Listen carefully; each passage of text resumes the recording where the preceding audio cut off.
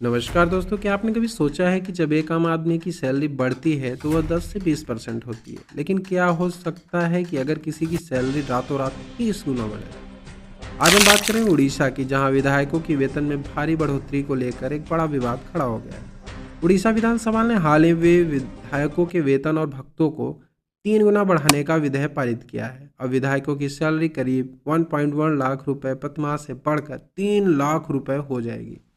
इतना ही नहीं है, बढ़ोतरी 5 जून 2024 से प्रभावित मानी जाएगी। पुराना भी मान लिया जाएगा, जिसका मतलब है कि उनके पिछला बकाया यानी एरियर भी मिलेगा।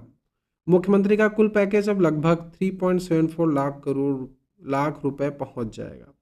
इस मुद्दे पर तूल तब पकड़ा जब पूर्व मुख्यमंत्री और वर्तमान नेता प्रतिपक्ष नवीन पटनायक ने इस वेतन वृद्धि को स्वेच्छा से त्यागने की घोषणा की। उन्होंने सुझाव दिया कि इस अतिरिक्त राशि का उपयोग लोक कल्याण यानी पब्लिक वेलफेयर के लिए किया जाना चाहिए।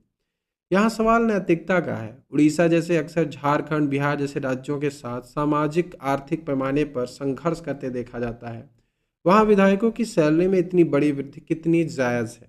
जहाँ राज्य के स्वास्थ्य सुविधाओं और प्रति व्यक्ति आय को बेहतर करने की ज़रूरत है, वहाँ खुद के वेतन पर इतना खर्च करना जनता के साथ एक बड़ा सवाल खड़ा करता है।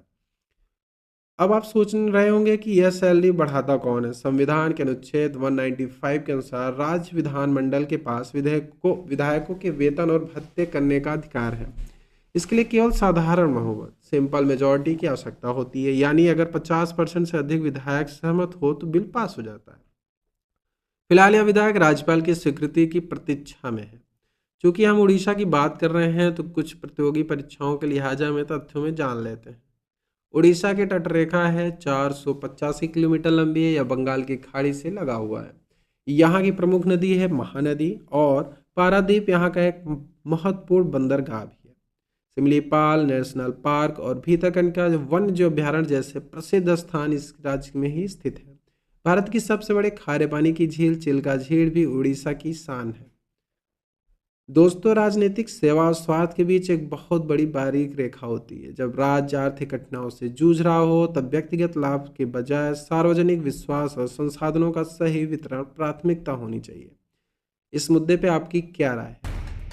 विधायकों द्वारा अपना वेतन खुद बढ़ाना कुछ वैसा ही है जैसे किसी परीक्षा में छात्रों को ही अपनी उत्तर पुस्तिका जांचनी हो, खुद को नंबर देने का भी अधिकार दे दिया जाए। ऐसे में निष्पक्षता और नैतिकता की उम्मीद करना थोड़ा सा